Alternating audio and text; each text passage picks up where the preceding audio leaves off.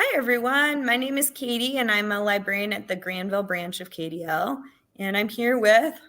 Hi, I'm Lisa, and I am a librarian at the Comstock Park branch. And today, Katie and I are going to tell you about some great nonfiction books that maybe you haven't heard of yet. So, Katie, would you like to start? Yeah, I'll get us going. So my first one is kind of a guessing game. So this is called Whose Bones Are Those? And it's by Chihiro Takuchi. And this is a really, really cool book because basically you get at first kind of this pile of bones. And you look at it and you wonder, what animal could this pile of bones be? And then the next page shows you a skeleton of the animal. And again, you can kind of guess, do I know what animal it might be? So you kind of see that here with the hippos on the cover. And then you get to see the whole animal. And the idea is that he's showing you how we come together with our skeletons to form animals or people. And one interesting fact that I learned is that giraffes and humans both have 7 bones in their neck, which if you think about that, giraffes have big, long necks. My neck's not very big, but we both have 7 bones in our neck, which I thought was really cool. And the last thing I'll say is that the illustrations are made with cut paper, which I thought was pretty cool too. So that is Whose Bones Are Those? What do you have to share, Lisa? Yes, well, your book made me think of my first book. And I like to say that I don't have favorites, but I kind of do. And this book, Listified, Britannica's 300 Lists That Will Blow Your Mind, is one of my favorites. This book was written by Andrew Petty and illustrated by Andreas Lozano. Just like the title says, it has 300 lists in it. And the lists are broken down into 8 chapters. So there's space, nature, dinosaurs, animals, the body, being human, inventions, and game changers. And my favorite thing about this book is the author even says at the very beginning, says, you can read it for 30 seconds, or you can read it for 3 hours, or, a couple days if you want. You can get lost in this book or just find something fun. It's just tons of really cool lists. And I was thinking about your book because you said you kind of had to quiz yourself, like try to guess what kind of animal it is. One of the things the author suggests is quizzing your family, opening something up and saying like, hey, one list might be which animals sleep the longest? And you can maybe have someone guess. For example, the koala bear sleeps 22 hours a day. Isn't that crazy? Or can you name some colors that might have been named after people or things? Characters more than things. But one that I thought you might think is fun for right now is there is now a color called Minion Yellow, based on the minions from Despicable Me. So this one is just a fun one to have sitting around, get lost in, or just learn a little quick fact. That is so cool. Is Minion Yellow like that exact Minion color? That's it. They named it after the Minions. Cool. I love that. I know. That's awesome. What a fun book that sounds like. That's very cool. That's pretty cool. I love that. What's next, Katie? Well, this is a loose connection, but since you're talking about yellow and the Minions, my next book, I don't know if any of you have been helping at home with a garden this summer. But my next book is all about sunflowers, which I just love. Sunflower, they're so bright and cheery and happy. And this is called A Seed Grows. This is by Antoinette Portis. And it is so cool because the text, it's very short text. It's very easy to read. And it's all about where sunflowers come from and kind of their whole life cycle, how they grow, how they make seeds, what happens with the seeds so you grow more sunflowers. And I thought it was really cool if you are a young gardener and you're just learning about all the plants in your garden, or you're a reader who just wants to understand how plants work. It's just a really cool introduction to how gardening works. And the illustrations are just really simple. She actually used stamps and printmaking to make the pictures, which I thought was cool too. If you see this cover and you think, I want to make my own sunflower, you could try stamping and printmaking yourself. So that's A Seed Grows, and I loved it. Very cute. I love it. I love sunflowers. I am going to make another connection with food and growing things for my next book. So my next book is called Alice Waters Cooks Up a Food Revolution, written by Diane Stanley and illustrated by Jesse Hartland and published by Simon & Schuster. So in this book, we meet Alice Waters. This is a true story. It's a nonfiction. So we meet Alice Waters, and her family grows vegetables in their garden, and she loves summer because everything is so delicious and fresh. And her family would wait until the last day that things were ripe. So it would be the absolute best the day they would eat it. And then when summer was over and they had to eat canned vegetables and frozen things and frozen meals, she just didn't like it. And while she was in college, she went to France, and everything she ate in France, she said, this is the best thing I've ever eaten. This is the best thing I've ever eaten. And she was trying to figure out why everything there tasted so delicious. And she realized because it was fresh. It had been picked that day. The bread was baked that day. Things weren't preserved. So Alice comes back to the United States and figures out how to start a restaurant and how to get people interested in having gardens at school, and having fresh fruit and vegetables that can be eaten the very day they're picked. So this is about her restaurant and food. It's really interesting. I love this. I knew nothing about her before I read this, and it kind of made me want to go start a garden. So there's her story in the beginning, and then at the end, there's a bunch of facts about having a school garden. That is so cool. Yeah, it's a great one. It makes you think about how much fresh food we eat during the summer in particular, and that's really cool. Yeah, check it out. What do you have next? Very, very cool. Well, continuing the food theme, please. I have a book, and it's kind of a funny title. So this is called Sun in My Tummy, which, if you think about it, the sun in your tummy, that's kind of silly. This is by Laura O'Leary and Andrea Blinick. And this looks at, when you eat breakfast in the morning, how does the breakfast you eat give you energy to start your day? And so the little girl in this book is eating oatmeal, and her oatmeal has blueberries and milk in it. And you go throughout the book and you follow where the oatmeal came from, and where the blueberries came from, and where the milk came from. And what's cool is the author talks about how the oats that made the oatmeal were nourished by the sun. And so in a way, we're kind of a little bit getting energy from the sun with what we eat. So I really liked this because it's looking at photosynthesis for the adults that are listening, but it explains it in a way that sometimes I think big science concepts like photosynthesis are a little bit scary. They make me a little bit anxious because it sounds like a big word and it's really daunting. And so I love this book because they explain this in such a kid-friendly way that you read it and you understand, okay, this is where my breakfast came from, and this is why I have energy, and it's all connected, which is pretty cool. And there's some information at the back too that gets at more of the science part. So if you read it and you think, okay, but I want to know more, there is more at the back too, so you can look up. So that is Sun in My Tummy. I love that title. It's memorable. It's kind of funny. It's great.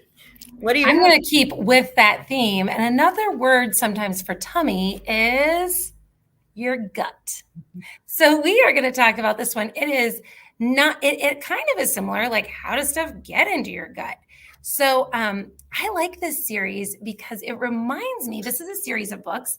This one's by Robin Twitty, and it's published by Enslow.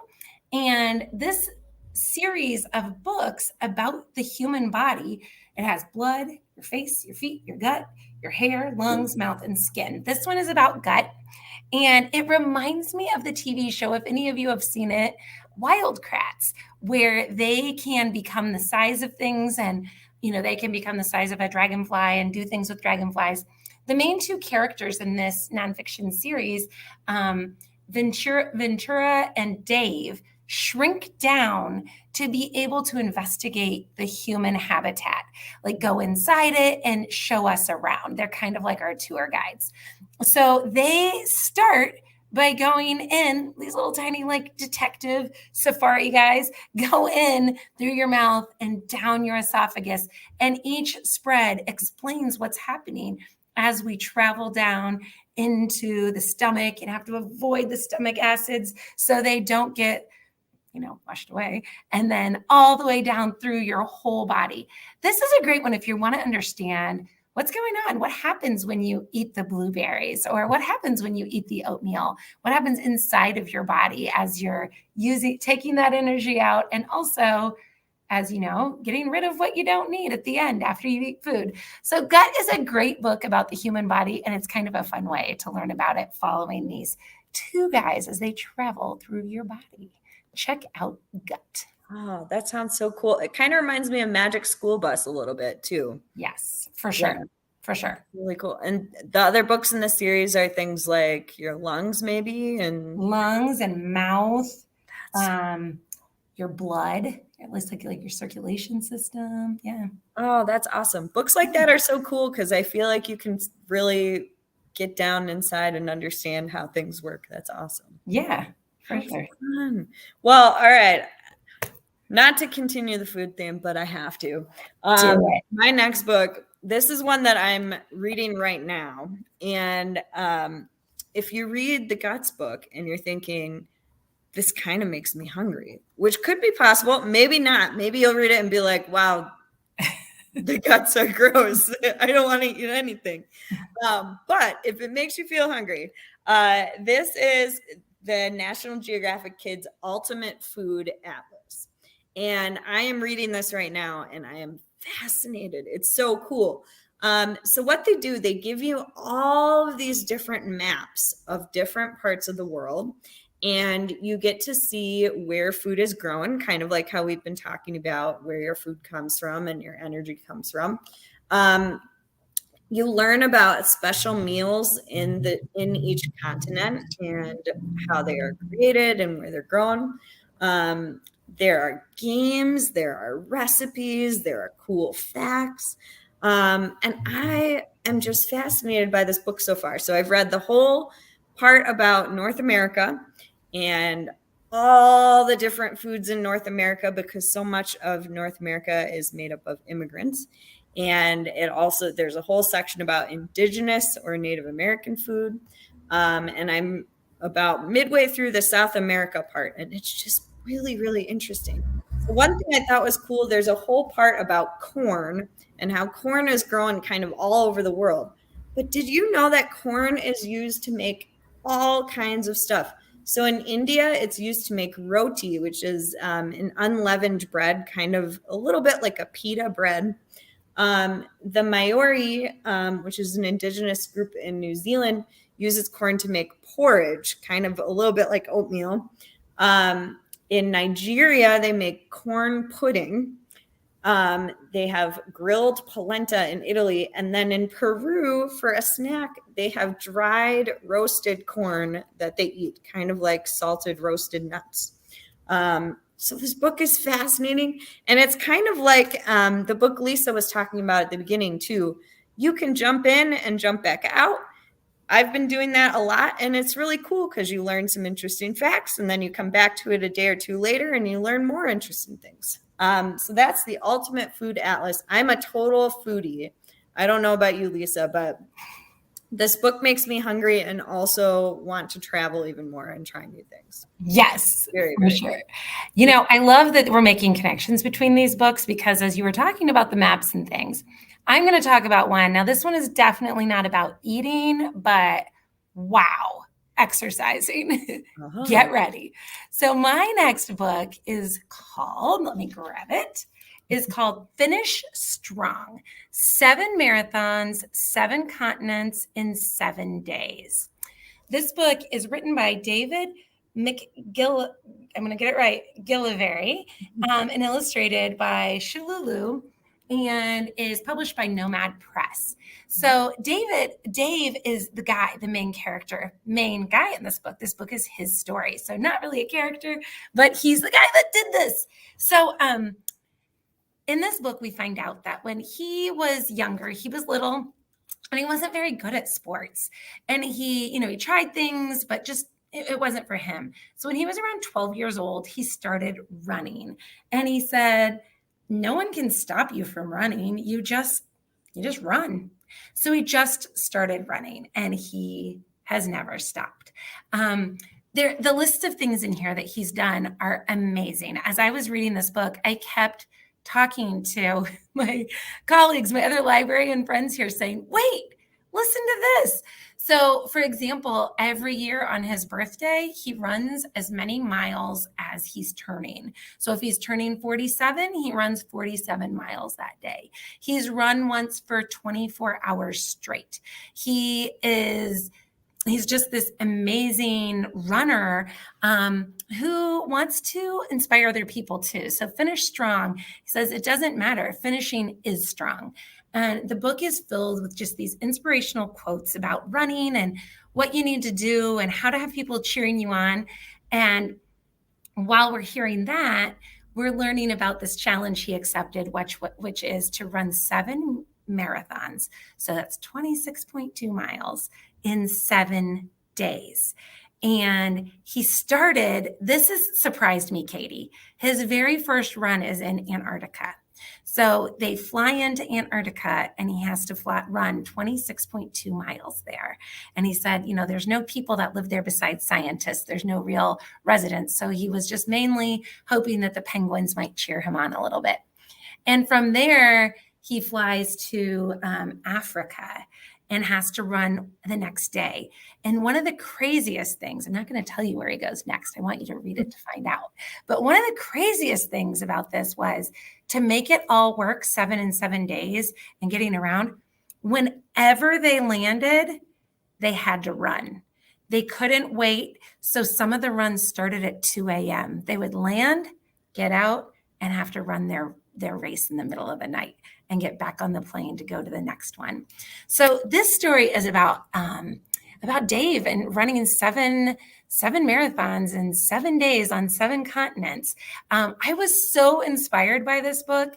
And I like that one of his quotes, because I was thinking, I just want to run in a 5K this fall. That would be a good accomplishment for me. And maybe for some of you, my daughter just ran in the Girls on the Run, and I was so inspired by her. And he says, your greatest accomplishment is your next one, which makes you feel really good. Like, I can do this. I don't have to have 7 marathons behind me. Good lies ahead. So check this one out. That sounds like an incredible story. I have to know, when he ran in Antarctica, was he running in snow? Yeah, it looks like, and it doesn't go into it much. I kind of wanted just to leave it at the book. I didn't investigate too much. Yeah. I probably will later, but I didn't want to add things I'd read to the story. So I'm not sure. I'm guessing he was. It looks very snowy all around him. Yeah. It's snow covered. And I'm curious if he ran laps there. I know in some places they would run a loop rather than out and through the town. But some places he ran through the city streets and things. Wow. Yeah, so that's cool. Incredible. Oh my gosh, that's so cool. Yeah. I am not a runner, so everything about that is impressive to me. Right. Right. Very, very well, cool. and I do want to say that's funny that you say that, because one of the things that one of the last pages, I'm telling you, this book is all inspiration. And one of the things that he says at the end is dream big. What can be your marathon? You could run 26 miles. You could read 26 books. You could do 26 acts of big-hearted kindness. All of those have a finish line. So. Oh, I love that. Yeah. Oh, it was very, very cool. Yeah. Well, we'll move on to another inspirational person, although in a different way. She was not a sports figure. But this is Sanctuary, Kip Tiernan and Rosie's Place, the nation's first shelter for women. And it's by Christine McDonnell and illustrated by Victoria Tentler Krylov. And this is about homeless shelters. And up until 1974, most homeless shelters, if not all, only would allow men to be in the homeless shelter. And that is including staying overnight in the homeless shelter, but also including if getting a meal from the shelter. And so Kip Tiernan was doing a lot of work volunteering and working in shelters and started to notice that there were some women who were showing up wearing a hat and a bulky coat and kind of trying to receive food, but dressed as a man. And she was really concerned by this. She wondered why no one thought having a space for women that was kind of a sanctuary for them, a place where they could stay. She wondered why no one saw that as a need. So she was living in Boston at the time and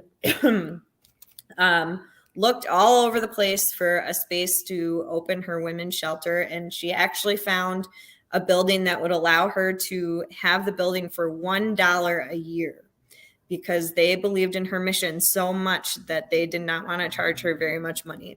And she created this beautiful space. You can kind of see on the back cover. She created this beautiful homeless shelter. She didn't want it to be a scary place. She didn't want it to be kind of a dark and dingy space. She wanted it to be a place where the women found hope. So you just read about how she saw this need and how she created a space for women. And I love it. At the very end, there's a story when she was an older woman. She was riding on a public bus and the bus driver pulled over and he ran back to the back of the bus and he told her that he had lived at Rosie's Place, the homeless shelter that she created, for a while when he was a kid. And he just thanked her so much for everything that she did for him. And it's just really cool when you see something and you want to help people and you find a way to do that. So that is Sanctuary by Christine McDonnell. It was a beautiful story. That is really, it's really pretty. Isn't it? And it's just, it's cool and kind of crazy to think about there not being a place for women when they needed a home for a little while, that wasn't a thing until the 1970s. Yeah, that is. I'm glad that's not the world we live in right now. I know, right? Nice that it got started. Agreed. I'm going to totally shift gears and just show a book really quick. So you'll get ready, Katie, because this is going to be a fast one. Oh, man. All right, here we go. So I'm just going to tell you about a book that if you are into chalk art, come grab this book at the library. It's called The Chalk Art Handbook, How to Create Masterpieces on Driveways and Sidewalks and in Playgrounds by David Zinn. So this book, it kind of is like a textbook a little bit. Like if someone has a book on sewing and they want to know how to do a certain thing, David Zinn is a chalk artist. And if you've ever been at maybe like a festival or somewhere where there's just beautiful chalk art, or have you ever seen one where it looks like, you're going to step into a hole and fall in, but it's not really, it's just the sidewalk. David Zinn gives examples in this book of how to do all that. He shows how to take like just a little brick and like maybe turn it into a hat on a frog. You can turn that brick into it and draw around it. You don't have to be an expert. It's a way just to get started. So this is kind of a how-to idea book.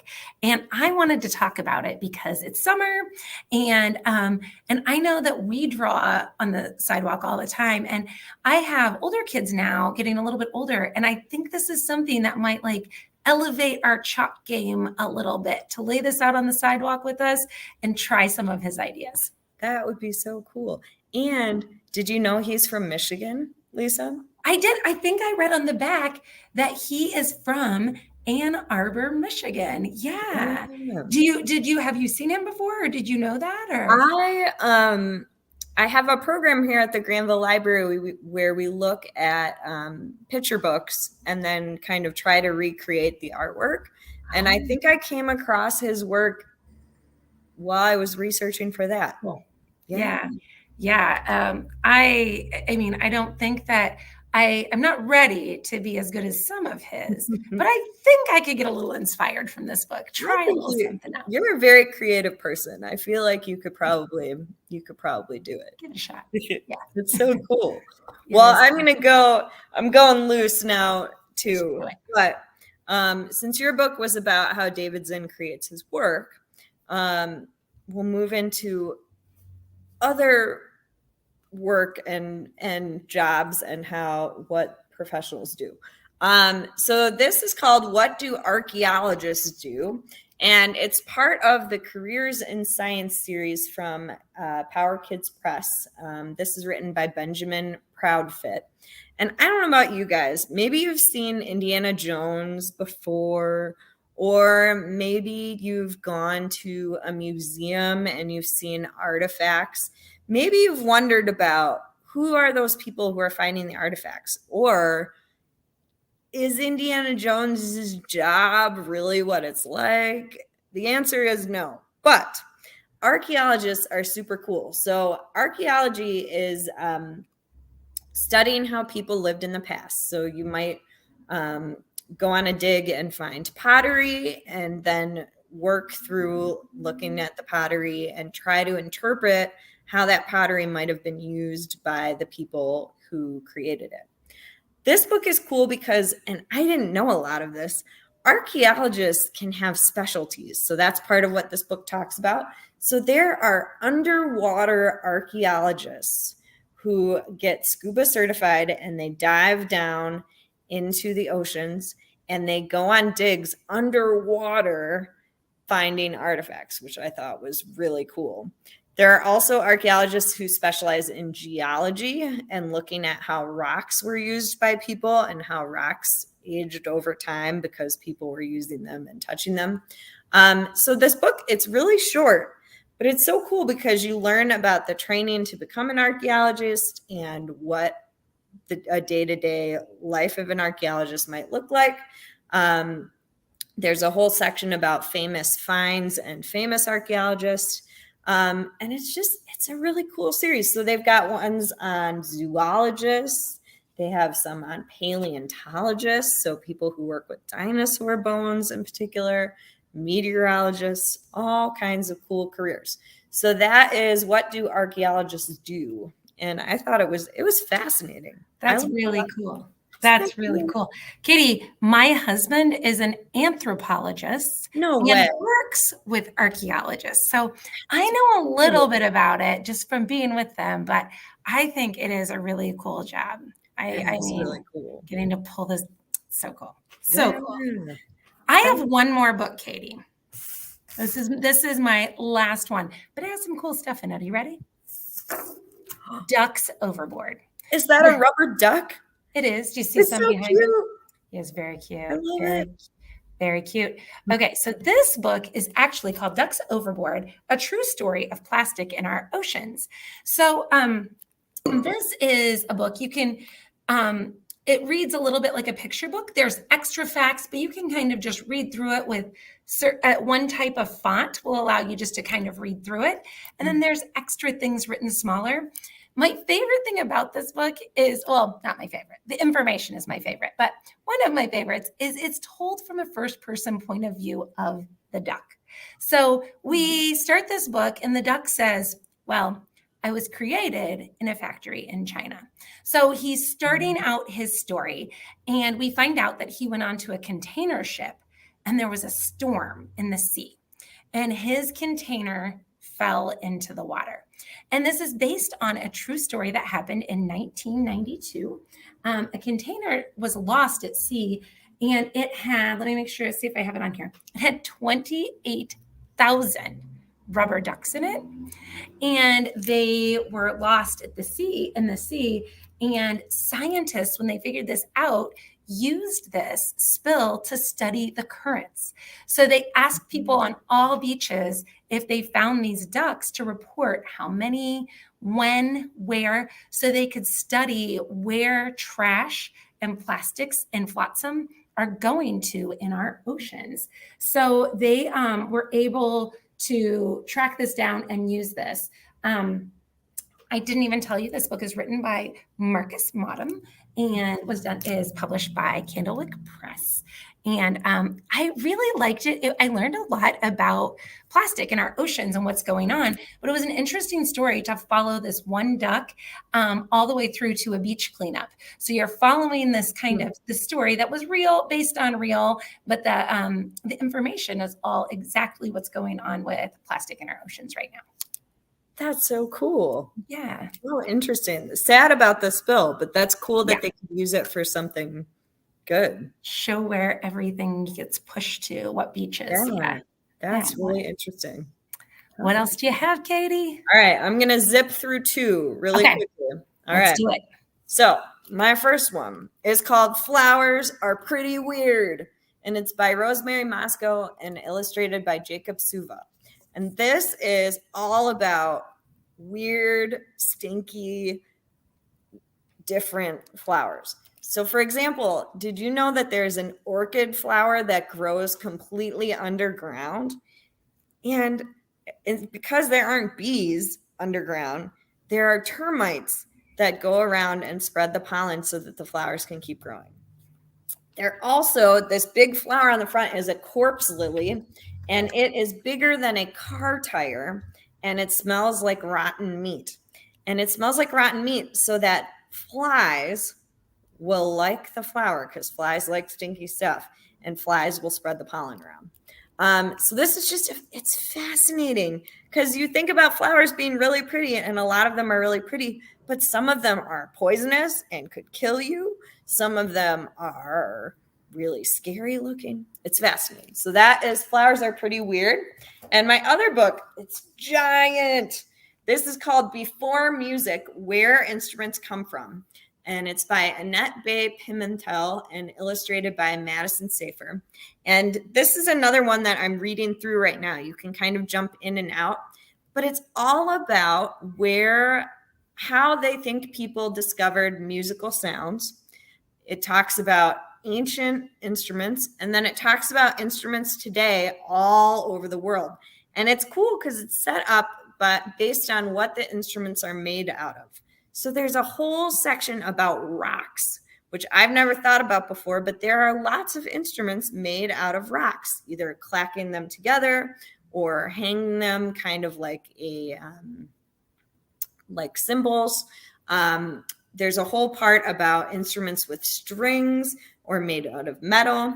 And I think this is fascinating, learning about where these instruments might have come from and how they might have developed, and then reading about all the different varieties all over the world.